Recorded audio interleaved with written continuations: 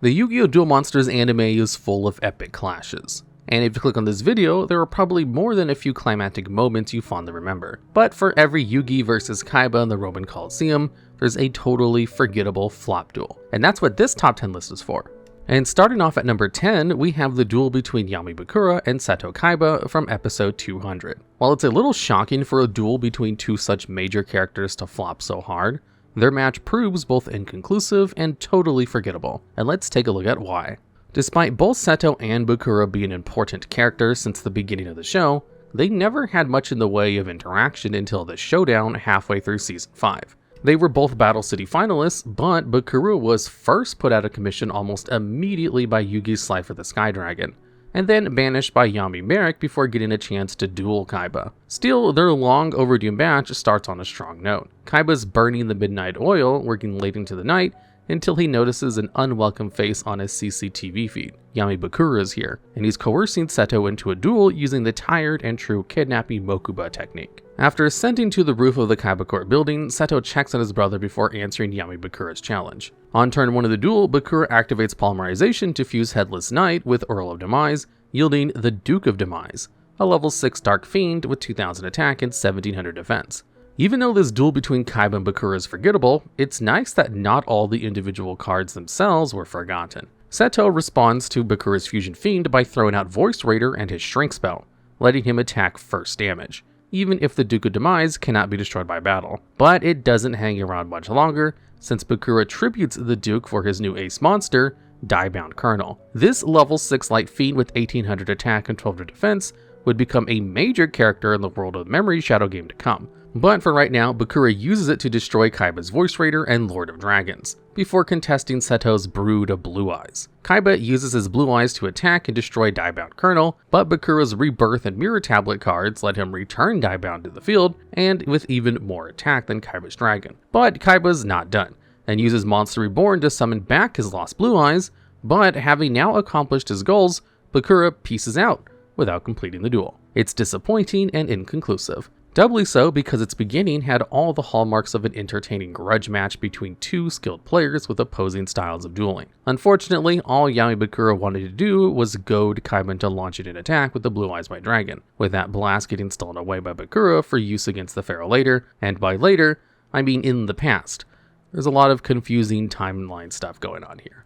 But as much as this match between Kaiba and Yami Bakura disappoints, it is at least a strong start, which is much more than can be said for the rest of this list. Although this specific bout would end in no contest, Kaiba would use the Millennium Eye left behind by Yami Bakura to get involved in the ultimate Shadow game to come, and later directly contest Nork Necrophades using his Blue Eyes Ultimate Dragon. Even if the ending of episode 200 is super unfulfilling, there's good stuff ahead. But not in this video. Everything to come is only going to get worse. And at number 9, we're going from a highly anticipated duel we never got to see finish to a completed duel that no one really cared about. It's Mai Valentine versus Jean-Claude Magnum for episode 80. Before Duel's Kingdom, Mai was making a name for herself as a card shark working at a cruise ship casino, and this is where she met American movie star Jean-Claude Magnum. Known in-universe for making ninja movies, this walking reference to IRL actor Jean-Claude Van Damme was immediately smitten with Mai after she beat him at Duel Monsters using her trademark Harpy Lady / Rosewhip combo. He then proposed, but Mai turned him down because he sucked at Yu-Gi-Oh! And she's totally right. Magnum lost to a Harpy Lady / Rosewhip. Anyway, after Mai told him to get good or get lost, Jean-Claude Magnum disappeared for a while until returning for the final pre-finals duels of Battle City. He challenges Mai, who can't even remember who he is, and somehow the agreed upon stakes of the duel are that if Magnum wins, he'll take Mai's spot in the finals and marry her. Yeesh. Luckily, he super loses. Mai points out that though his great Kind of Ninja equip spell might prevent her from targeting Magnum's Ninja Master Shogun for attack, it specifically doesn't stop her from just attacking Jean-Claude directly. She crushes him with Harpy Lady Sisters, and that would have been the end of it.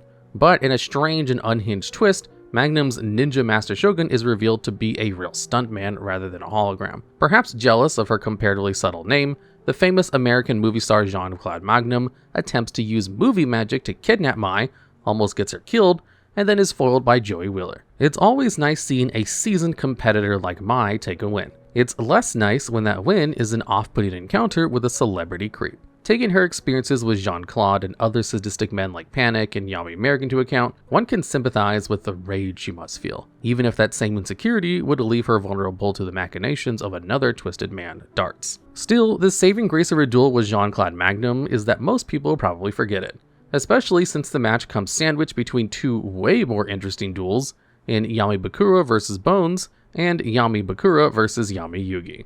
The number 8 duel for this list didn't even get its own episode. Even Jean-Claude Magnum got an episode name themed around him with Lights Camera Duel, only in English. In Japanese, it's Ninja Master Magnum Enters. But the duel between Kaiba Corp Grand Prix major antagonist Zigfried von Schroeder and career minor antagonist Weevil, Underwood, and Rex Raptor is overshadowed by another match between Rebecca Hawkins and Vivia Wong, which for episode 189 takes its name Child's Play.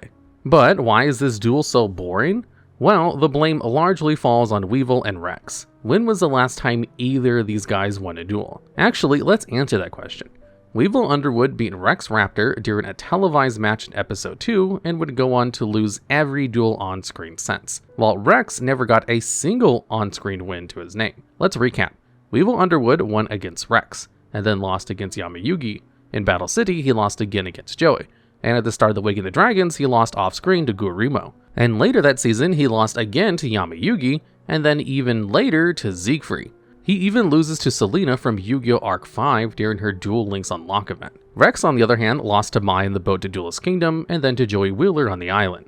Esperoba instantly knocked him out of Battle City, after which he would also lose to Gurimo, off-screen, followed by a second loss to Joey, and then he and Weevil challenged Zigfried. Now, a little context for this duel. Neither Rex nor Weevil were invited to participate in the Kaiba Corp Grand Prix. Instead, they kidnapped and restrained the duelist Fortune Salim, stealing his full-body cloak to sneak into the tournament, using the two kids in a trench coat method. Shockingly, this works enough for them to arrive at Salim's scheduled duel against Zigfried. Mokuba tries to disqualify Rex and Weevil for breaking a large number of rules in US law. The Kaiba Corp GP is held in Florida, but Zigfried correctly assesses that he could duel circles around these two clowns, and okays a tag duel against him. Rex and Weevil put up a decent first turn, both summoning powerful monsters.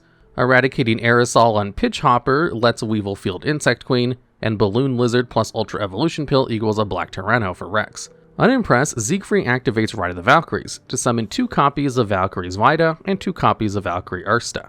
After using both Zweidy's effects to destroy Insect Queen and Black Tyranno, he uses both Ursta's to banish Rex and Weevil's aces from the grave to power up his attack. Then he executes both opponents at the same time with the same cards in perfect symmetry. But as far as resuming building for a villain goes, Weevil and Rex are well-trodden territory. After watching the likes of Esperoba and Gurimo dispose of them, seeing Zigfried do the same isn't especially interesting.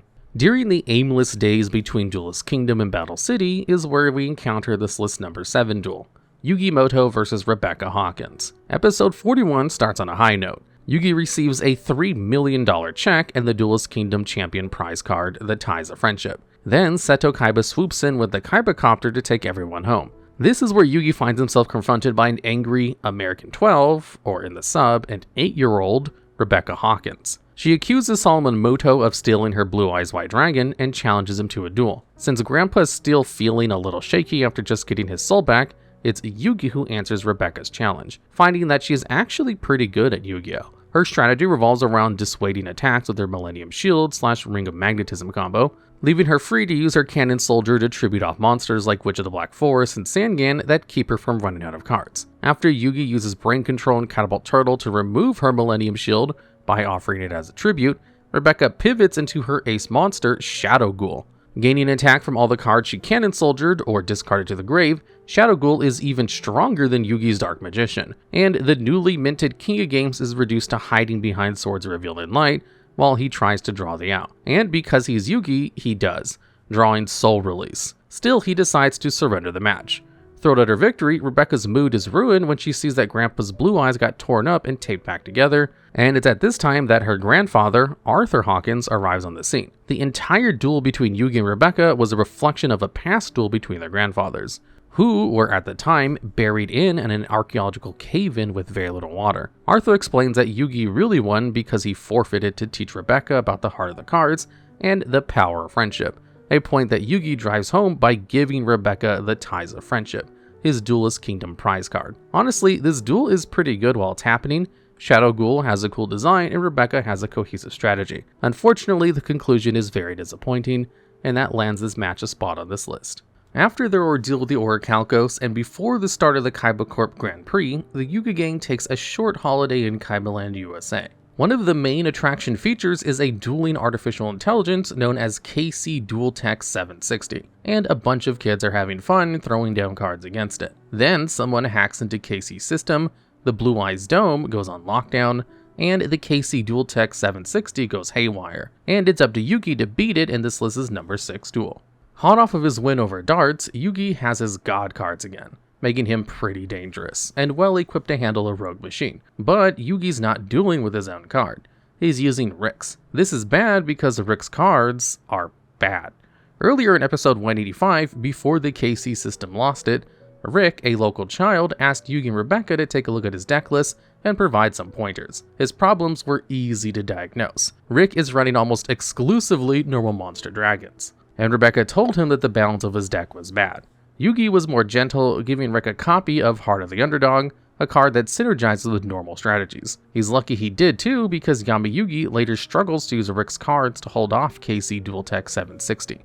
Aside from a brief offensive foray using Luster Dragon equipped with Dragon Treasure, the Pharaoh spends much of his duel defending against powerful cards like Jinzo and Slate Warrior. The computer even uses Air Knight Parshath in combination with the Robin Goblin to discard from Yami Yugi's hand, while inflicting piercing damage for extra draws.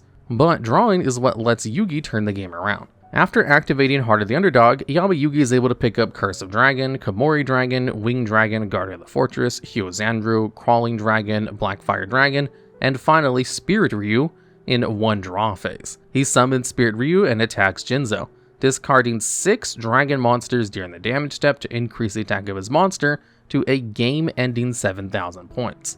While this duel is more frustrating than exciting, since Yami Yugi spends much of the time defending and drawing, it is safe from landing higher on this list because of the fun thematic implications. Not every power over destiny could have saved the Pharaoh from losing with Rick's deck if little Yugi hadn't taken the time to give a younger duelist some guidance and a gift. Halfway through the Battle City finals, the show takes a huge break from the plot to go on a long virtual world filler arc. Sure, the virtual world might have cropped up at a bizarre time, but we did get to see some less spotlighted characters show off their dueling skills. One such character is Gardner, who faces former Kaiba Corp accountant, or Human Resources, Adrian Crump III, in one of this series' worst duels. The number 5 spot of this list goes to Taya and a CPA with a penguin obsession. Since Crump doesn't have a body, he chose the Nightmare Penguin to embody his essence in the virtual world.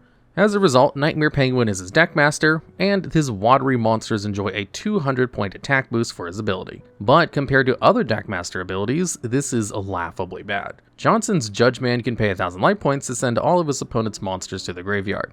Letcher's Jinzo negates traps. Even Taya's Dark Magician Girl lets her excavate cards equal to her number of monsters engraved to add one of the revealed cards to her hand. But Crump's disappointing deckmaster ability is a microcosm of everything wrong with this duel. Both players make really bad decisions, from choosing Nightmare Penguin as a deckmaster and failing to play Graceful Charity and Pot of Greed. That's what Taya does, or really doesn't do. Because she believes she has no other options, she moves Dark Magician Girl to the field, exposing her deckmaster, while Graceful Charity sits unused in her hand. Luckily for her, she's saved by an invocation of Deus Magician Ex Machina, when her Sage's Stone spell lets her summon Dark Magician from Yugi's deck. Luckily for us, this move lets the duel finally end. And at number 4, we have a duel that took place before the series even began.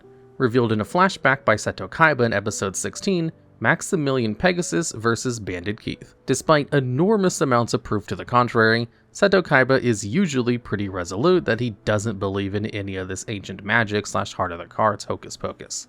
His soul even got trapped in a playing card and he just kind of memory hold that. But there are a few monsters when his defiance is shaken, and one of those occurred during the final match of the Intercontinental Duel Monsters Championship in New York City. Kaiba attended as one of Pegasus' guests of honor to observe the duel between the game creator and American champ Bandit Keith, and what he saw alarmed him. Pegasus refused to take his own game seriously, and beckoned a child who had just learned how to play out of the crowd. Using the powers of his Millennium Eye, Pegasus was able to read Keith's card and mind, and provided the chosen child with detailed instructions on how to best Keith. Pissed off, Bandit Keith summons Garnicia Elephantis, playing right into Pegasus' hand. The child summoned Flying Elephant, which somehow allowed him to win. Kaiba was like, whoa, Pegasus is freaky, I guess, and Bandit Keith began his long journey to Duelist Kingdom to get his vengeance. But let's look at the actual Flying Elephant card and see how the child actually won for Pegasus. Finally released in the TCG in the 2018 set Battle of Legend Relentless Revenge, Flying Elephant is a level 4 wind beast monster with 1850 attack and 1300 defense, and there are two parts to its effect. 1. Once during your opponent's turn, Flying Elephant can resist destruction by card effect. 2. If effect 1 was activated last turn, then for the duration of the next turn, when Flying Elephant inflicts battle damage by direct attack, you win the duel. While the actual Flying Elephant wouldn't have been able to contest and win against Garnicia Elephantis without significant interplay from other cards, it is pretty cool to see that Flying Elephant got a victory condition as a callback to how Pegasus and the kid use it in the anime. I guess it's also somewhat interesting that both Bandit Keith and Pegasus used elephant monsters, confirming the fact that Pegasus was always a huge troll. But as impressed as Kaiba was with this display, it's still not particularly interesting. Even Pegasus is bored by the match, and while that's mostly him just BMing Bandit Keith, it's also probably true. The game wasn't exciting, and everyone who crowded the stadium to watch the Intercontinental Duel Monsters final probably walked away disappointed. Despite the Duel Monsters anime subjecting us to a near constant Seto Kaiba duels and extended internal monologues, we don't get to see his little brother Mokuba put his cards on the table too often, which is unfortunate because in Duel Links he voices lines for Hungry Burger. But instead of dueling Chef Mokuba, we got the incredibly disappointing duel between him and Yugi from way back in episode 8. And that's also the duel we get for the number 3 spot on this list. Kidnapped for the first time in what would soon become a series trend, Mokuba Kaiba was held prisoner for an extended period in Castle Pegasus. In a remarkable feat of ingenuity and physicality, Mokuba fashioned an escape robe of bedsheets and attempted to rappel down the castle ramparts. And he didn't even die when he fell from multiple stories into the forest below. From there, he starts stealing cards and star chips. After chatting with one of his victims, Yugi accepts a fetch quest to apprehend the thief, and that's how he winds up dueling against Mass Mokuba, who summons exactly 2 monsters, Man-Eating Plant and Crocodilus, before realizing he can't beat Yugi's winged dragon guarding of the fortress. At this point, Mokuba abandons the duel and rushes Yugi in an attempt to steal some star chips.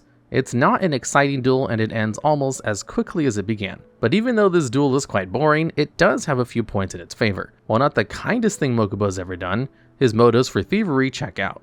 A condition of Pegasus' deal with the Big Five was that Yugi has to lose in Duelist Kingdom to restore public trust in Kaiba Corp, and if his star chips are stolen, or happens to lose to someone who's not officially part of the tournament, he'll be removed from Duelist Kingdom without technically losing, rendering the Industrial Illusions coup of Kaiba Corp void. But none of that stops this duel from sucking, so yeah, let's move on. And at number 2, we dive back into the virtual world, but not the domain of Noah Kaiba. We're going back to episode 44 and the first virtual world filler arc, where Yugi, Joey, Kaiba, and Mai took up the mantle of legendary heroes to save Kaiba's video game prototype from the clutches of the Big Five. But we're not talking about the climactic clash between the five-headed dragon and the collected dragons of heroes. No, the number 2 spot goes to Joey Wheeler and Mai Valentine's duel in the virtual world Desert Colosseum. In need of more aimless plot points to explore before the beginning of Battle City, the anime diverted into a filler arc. Facing his turncoat employees, Kaiba threatens to fire the Big Five like he does in the manga. But instead of that happening, the 5 are like, hey Mr. Kaiba,